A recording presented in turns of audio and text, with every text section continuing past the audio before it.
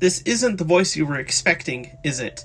Hi, I'm Brady Brown. I am the producer of this History of Hiwassee series, and for this video we're going to do something a little different. We're giving Dr. Allen a short break from lecturing.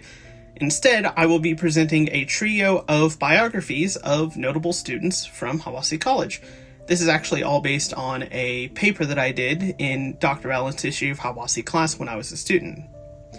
And if you're wanting to skip ahead to a particular person, here are the timestamps. So with that, we begin. The first Hiwassee student to enter the history books just so happened to be in the first graduating class of the college.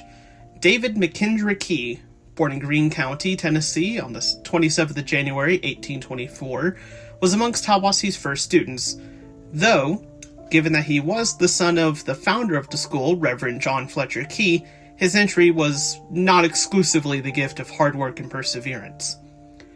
After graduating from Hiwassee in 1850, he became a lawyer, practicing in Chattanooga that same year.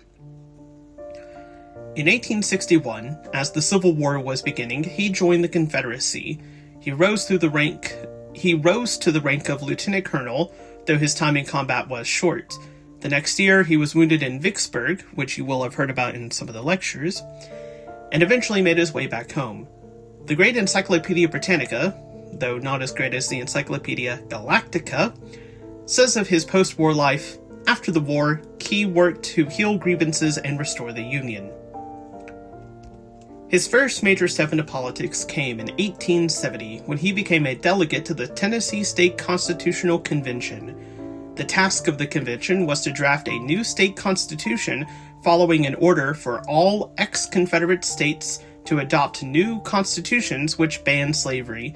This was the third Tennessee Constitution. The first two were in 1796 and 1835, and this is actually the Constitution we still use today, though with multiple amendments since creation. Later that same year, he became a state chancellor.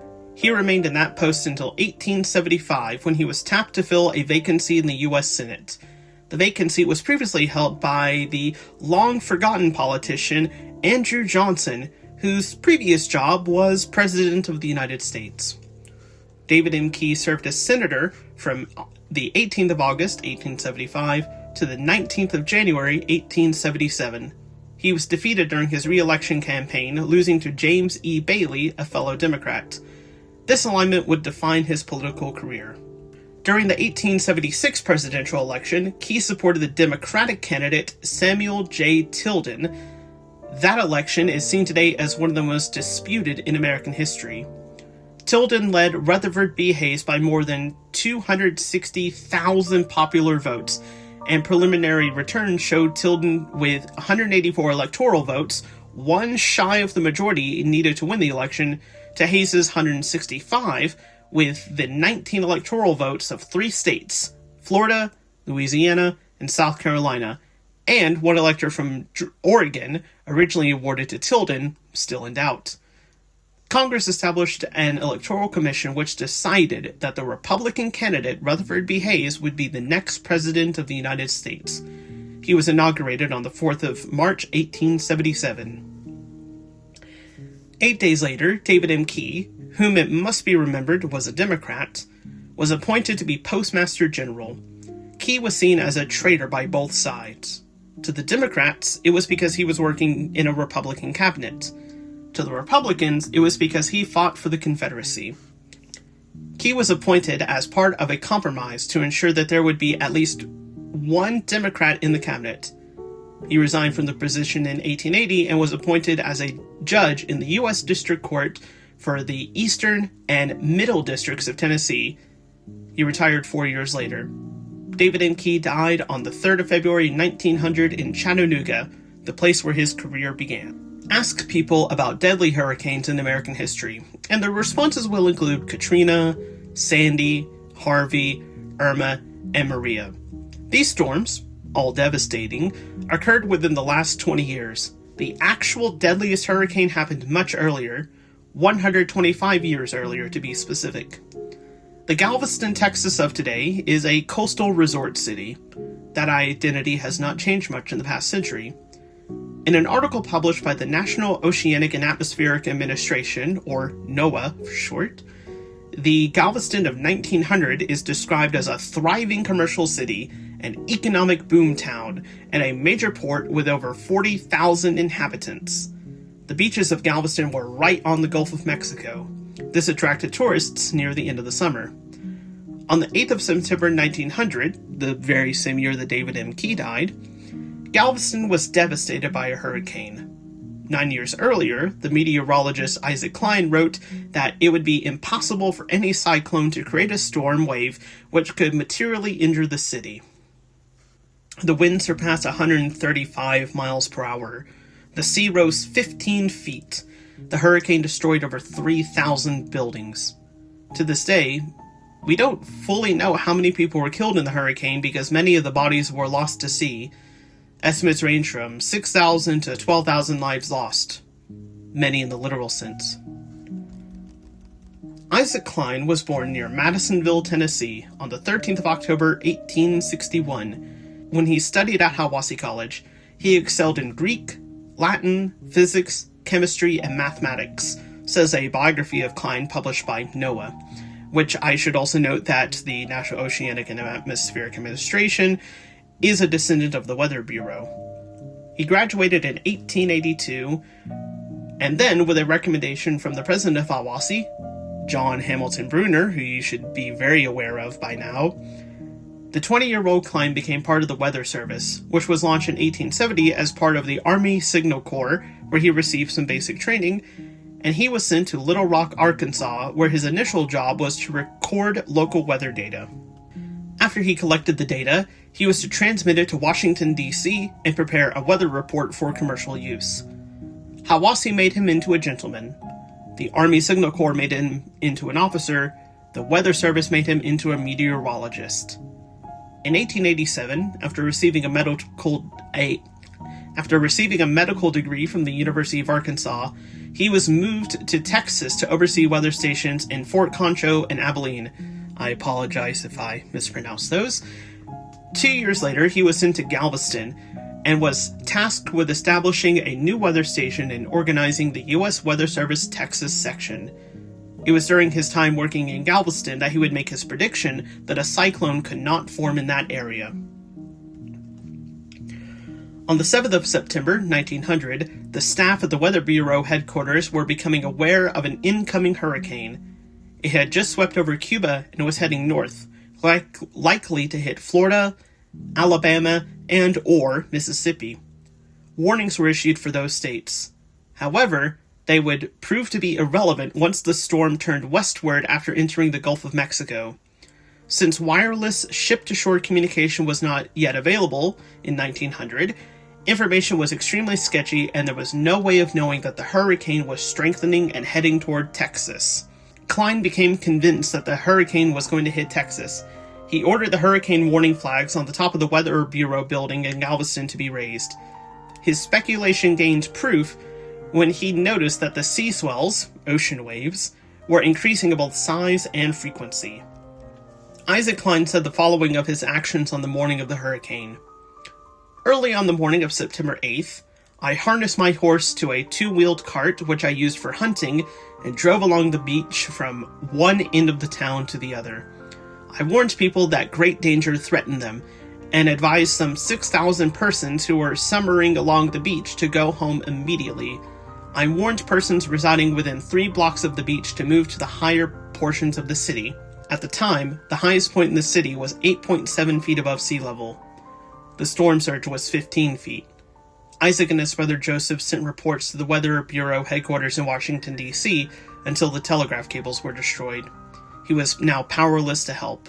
Klein decided to return home, and after wading through water that was waist-high, he discovered that his house was destroyed, though not by the hurricane directly, but by a railway trestle torn free from its moorings on the coast. And his wife, Cora May, had been killed. That next year, Isaac and his 3 daughters moved to New Orleans, where he became forecaster in charge for the entire Gulf region, which included Texas, Oklahoma, Louisiana, Arkansas, Mississippi, Alabama, and northwestern Florida. From 1900 to 1924, he performed meticulous research into tropical cyclones. During that period, he observed 16 cyclones. Prior to his work, cyclone studies were based primarily on broad synoptic charts with little support from observation data. Klein took raw data, the air pressure and wind speeds, and plotted them on charts to show the direction, speed, and strength of the storm. This practice is actually still in use today, though with much more sophisticated data gathering and plotting systems. In 1935, he retired from the U.S. Weather Bureau. He then worked as an art dealer in New Orleans until his death on the 3rd of August, 1955. Years after the hurricane in Galveston, another force was being felt across America. This force was several times more powerful than the 135-mile-per-hour winds, but this was a positive force: women's suffrage.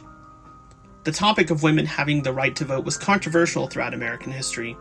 In 1869, the territory of Wyoming started the wave when it gave women the right to vote. 1 year before Wyoming gave the women the right to vote, Albert Houston Roberts was born on the 4th of July, 1868, in Overton County, Tennessee. Roberts studied at Hiwassee College and graduated from the school in 1889. He began to study law in 1892 and was admitted to the bar 2 years later. Between 1894 and 1910, he worked as a lawyer in Overton County. Roberts built a successful law practice but remained interested in education, says Jeanette Keith in a biography of Albert H. Roberts published by the Tennessee Encyclopedia. Along with being a lawyer, he worked as a teacher and eventually served as the superintendent of schools in Overton County. The next major step in his life came in 1910 when he became the chancellor of the 4th Judicial District, a position he held until 1918. As a circuit judge, he traveled through 15 Middle Tennessee counties twice annually and became a well-known figure in the district. During this time, he worked for Benton McMillan's 1912 gubernatorial campaign. McMillan lost the election, but this gave Roberts his first taste of campaigning. It should be noted that Benton McMillan already served as the governor of Tennessee from 1899 to 1903. His post-failed election life was far from a fall into obscurity. Woodrow Wilson appointed him as the United States Minister to Peru in 1913, during which he signed the Advancement of Peace, which stated that the United States and Peru had the earnest desire to strengthen their bonds of friendship. This treaty established diplomatic relations between the two countries, and since at least 1955, Hiwassee College has had students from Peru. 2 years after working on McMillan's campaign, Roberts declared himself a Democratic nominee for governor of Tennessee, but was defeated by Tom C. Rye in the primaries. In 1918, Roberts tried again, this time defeating his opponent, Austin Peay, or Pay, it's P-E-A-Y, I don't know how to pronounce it, in the Democratic primaries and won the vote for governor against the Republican candidate Hugh B. Lindsey, a judge from Knoxville. The election was not the only difficulty in Roberts' political career. Roberts' progressive commitment to tax reform and better roads and schools faced an electorate already irritated by World War I restrictions and the Democratic handling of the war. His use of troops to end worker strikes in Nashville and Knoxville did not strengthen his popularity either. Another controversial political action would follow in 1920. The first wave of modern feminism was being felt all across the United States. An amendment to the Constitution was needed to give women the right to vote. Members of Congress who worried Wyoming's granting of women's suffrage would be difficult for other states to resist were right, says Nancy Gerthner, I don't know, and Gail Hero, again, I apologize, in a history of the 19th Amendment published by the Constitution Center. On the 21st of May, 1919, the House of Representatives passed the 19th Amendment after many previous attempts. 2 weeks later, the Senate did the same. It was now up to the states. By 1919, women had the full right to vote in 15 states, with 7 states barring women from voting altogether. To set the scene, it is the summer of 1920. Albert H. Roberts was already an unpopular governor. He had angered both the Democrats and the Republicans. When Woodrow Wilson pressured Roberts to call for a vote to ratify the 19th Amendment, this just added fuel to the fire. Conservatives pulled their support. The fate of women's suffrage was on Tennessee, Roberts in particular. The decisive vote was cast by 24-year-old Harry T. Byrne, who had intended to vote against until he received his mother's letter urging him to be a good boy and vote for ratification. Just as a side note, if you're in Sweetwater, Tennessee, go to the downtown and there's a big mural honoring Tennessee's role in women's suffrage, and you can actually see an illustration of the mother's letter. Go check it out next time. His vote secured the 3/4 of states needed to ratify an amendment. Albert H. Roberts' tenure as governor ended shortly after in 1921. He remained in Nashville to practice law until he died in 1946.